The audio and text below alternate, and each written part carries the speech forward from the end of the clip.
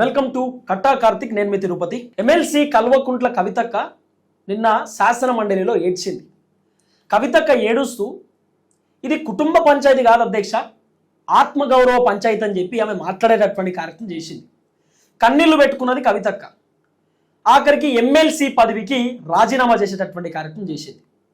ఆమె అంటున్నది, నేను ఈరోజు ఒక వ్యక్తిగా బయటికి పోతున్నా, రేపు ఒక శక్తిగా లోపలికి వస్తా, అద్భుతమైనటువంటి ఒక విజయంతో లోపలికి వస్తా అని చెప్పి కవితక్క బయటకు వచ్చి ప్రెస్ మీట్ పెట్టి ఒక పొలిటికల్ పార్టీ పెట్టబోతున్నా అంటూ కూడా అనౌన్స్ చేసేటటువంటి కార్యక్రమం చేసింది.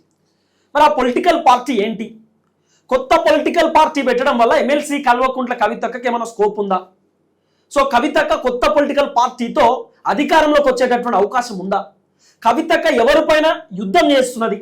సొంత కుటుంబం పైన, లేకపోతే కాంగ్రెస్ పార్టీ పైన, లేదంటే తమను అరెస్ట్ చేసేటటువంటి భారతీయ జనతా పార్టీ పైన, ఎవరిపైన యుద్ధం చేసేటటువంటి అవకాశం ఉంది? కవిత రాజకీయ పార్టీ పెడితే ఏ విధంగా ముందుకు పోయేటటువంటి అవకాశాలు కనబడుతున్నాయి? ఒకసారి డిస్కస్ చేసే ప్రయత్నం చేద్దాం. నా ముందు కటా కార్తిక్ అన్న ఉన్నారు, ప్రముఖ రాజకీయ విశ్లేషకులు. ఒకసారి డిస్కస్ చేద్దాం. అన్న నమస్తే. నమస్తే. సో మొత్తానికి ఎమ్మెల్సీ కల్వకుంట్ల కవితక్క నిన్న, ఎమ్మెల్సీ అనొద్దు, మాజీ ఎమ్మెల్సీ, నిన్న ఆల్రెడీ ఆమె చాలా క్లియర్గా రాజీనామా చేసినారు. సో కన్నీళ్లు పెట్టుకున్నారు. కొత్త పొలిటికల్ పార్టీతో ముందుకు వస్తా అనేటటువంటి మాట చెప్తున్నారు.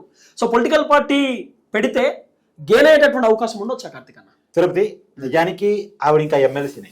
ఆమె రాజీనామా చేస్తే సరిపోదు, చైర్మన్ ఆమోదించాలి, మండలి చైర్మన్ ఆమోదించాలి. ఆమోదించిన తర్వాత మాత్రమే ఆమె మాజీ ఎమ్మెల్సీ. సరే, ఆమె చెప్పిన సినిమా డైలాగ్ ఒకసారి వదిలేసి, ఆ ఎమోషన్, ఆ ఏడుపు అది కూడా పక్కన పెట్టేసి, రాజకీయ పార్టీ పెడుతున్నప్పుడు సహజంగా దాన్ని ఆ సిచ్యువేషన్ క్రియేట్ చేస్తారు. సరే, అది పక్కన పెట్టేస్తే కవిత మాట్లాడిన మాటల్లో ఉన్న వ్యాలిడిటీ చెక్ చేస్తే ఆవిడేమన్నది, తెలంగాణ వచ్చినప్పటి నుంచి కేసీఆర్ పాలన స్టార్ట్ అయినప్పటి నుంచి తనకు అవమానాలు జరుగుతూనే ఉన్నాయంట. మరి అవమానాలు జరుగుతున్నప్పుడు ఆత్మగౌరవం ఎందుకు గుర్తు రాలేదు? ఆ రోజే ఆమె బయటికి రావాలి కదా.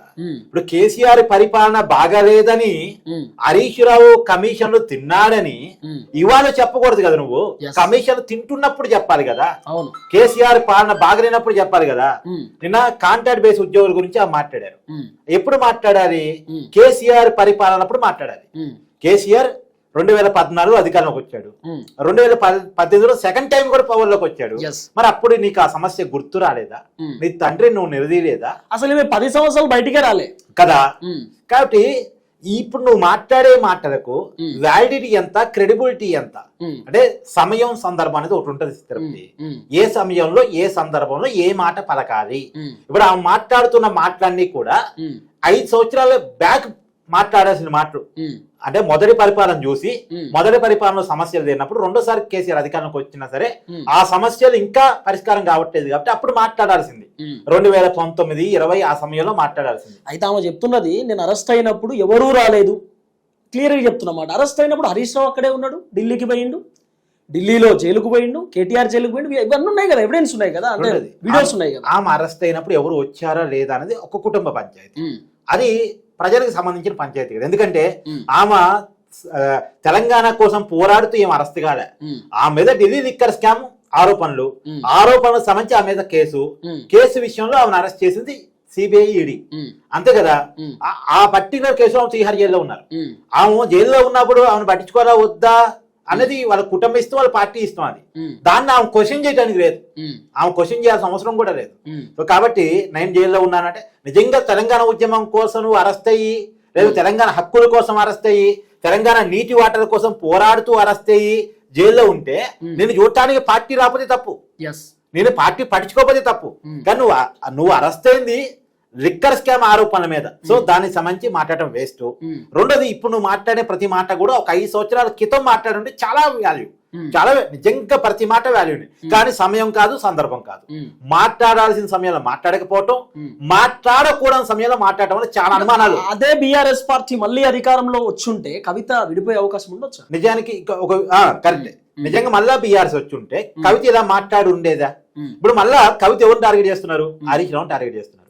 హరీష్ రావు కేవలం సొంత పార్టీ ఉందా? కేసీఆర్ పాలనలో ఒక మంత్రి, కేసీఆర్ కనపనలో పనిచేసే ఒక వ్యక్తి, కుటుంబ సభ్యుడు కుటుంబ సభ్యుడు పక్కన పెట్టు, పార్టీగా కూడా కేసీఆర్ పార్టీకి అధినేత, కుటుంబానికి పెద్ద కేసీఆర్, పార్టీకి అధినేత కేసీఆర్.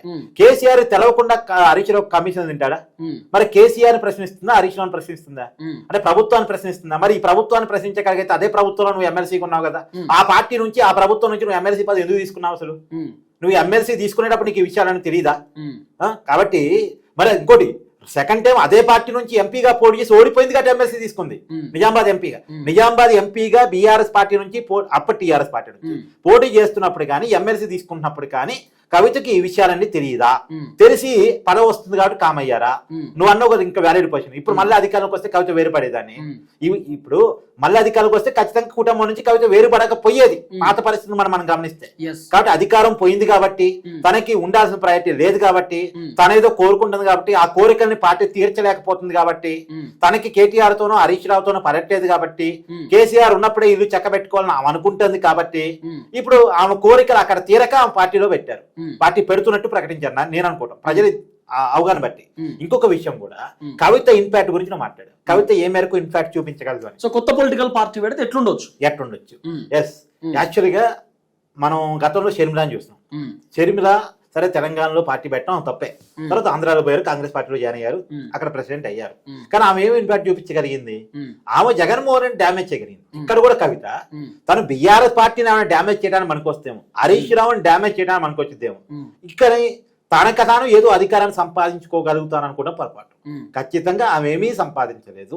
పైగా ఆమె మాటల ద్వారా ఏం కదుగు మాటకారి కాబట్టి, గట్టిగా మాట్లాడేటువంటి వ్యక్తే కాబట్టి బీఆర్ఎస్ మీద గట్టిగా విమర్శలు చేయగలదు, హరీష్ రావు మీద, కేటీఆర్ మీద. అది కూడా ఎన్నాళ్ళు ఉంటది? మొదటి ఎన్నికల వరకు ఉంటది, తర్వాత ఎన్నికలకి ఏమీ ఉండదు. ఫస్ట్ ఎన్నికల్లో ఫస్ట్ ఇన్ఫాక్ట్ ఆమె ఏమైనా చూపించగలగాలి. ఇప్పుడు వరుసగా ఉప ఎన్నికలు జరుగుతున్నాయి, ఆమె చెప్పే మాటలు 1-2 ఎన్నికలు కొద్దిగా ఇన్ఫాక్ట్ చూపిస్తే తర్వాత ఆమె వదిలేస్తారు. నువ్వు అధికారం ఉన్నప్పుడు మాట్లాడలేదు, ఇప్పుడు మాట్లాడుతున్నావు అనేది తర్వాత జనాలు అందరూ గమనించి మాట్లాడతారు కదా. కాబట్టి కవిత దగ్గరకు పార్టీ పెట్టేంత శక్తి, ఆ పార్టీ ద్వారా అధికారంలోకి వచ్చేంత శక్తి ఉందని నేనైతే అనుకోవటం లేదు. ఆమె కొద్ది గొప్ప బీఆర్ఎస్ డ్యామేజ్ చేయడానికి మనకు వస్తారు. ఆమె డ్యామేజ్ చేయగలదన్న ఉద్దేశంతోనే ఆమె వెనకాల ఎవరో బ్యాక్ అండ్ ఉండుంటారు. మేబీ చాలా మందికి ఉన్న అనుమానం, బీఆర్ఎస్ పార్టీకి ఉన్న అనుమానం అయితే ఆమె వెనకాల రేవంత్ రెడ్డి మాట్లాడిస్తున్నాడని. నువ్వు చూడు, నిన్న మాట్లాడే సందర్భం కూడా చూడు, హరీష్ రావు మొన్న పవర్ పాయింట్ ప్రజెంటేషన్ ఇచ్చాడు. పవర్ పాయింట్ ప్రజెంటేషన్ ఇచ్చిన మరుసటి రోజు అసెంబ్లీలో కన్నీరు పెట్టుకుంటూ బీఆర్ఎస్ పార్టీని విమర్శిస్తూ, హరీష్ రావును విమర్శిస్తూ ప్రెస్ మీట్ పెట్టి మరి హరీష్ రావును విమర్శించారు. ఎమ్మెల్సీ పదవికి రాజీనామా చేస్తూ పార్టీ పెడుతున్నాను ప్రకటన చేసింది. అంటే ఇండైరెక్ట్ గా ఏంది, హరీష్ రావును టార్గెట్ చేయడం ద్వారా బీఆర్ఎస్ పార్టీ ముందు రోజు పెట్టినటువంటి పవర్ పాయింట్ ప్రజెంటేషన్ డ్యామేజ్ చేయడం, అది జనంలోకి వెళ్లకుండా చుట్టం. సో ఆమె టార్గెట్ బీఆర్ఎస్ పార్టీ. ఖచ్చితంగా బీఆర్ఎస్ పార్టీని డ్యామేజ్ చేసే ఉద్దేశంతో బీఆర్ఎస్ ప్లేస్ లో నా పార్టీని తీసుకొద్దామని ఆలోచన ఏమైనా ఉండొచ్చు. అట్లా నిజానికి ఆమెకు అంత శక్తి ఉందని నేను అనుకోను, ఆమెకు అంత జనాదరణ ఉందని అనుకోను. ఆ జనాదరణ ఎప్పుడు వచ్చేదంటే కేసీఆర్ పరిపాలనలోనే ఆ ప్రభుత్వాన్ని వ్యతిరేకిస్తూ గనక, ఆ ప్రభుత్వం తెలంగాణ ఉద్యమకాలకు న్యాయం చేయట్లేదు, ఇచ్చిన హామీలు అమలు చేయట్లేదు అని కనుక ఆ రోజే బయటకు వచ్చి ఉంటే ఉండేది.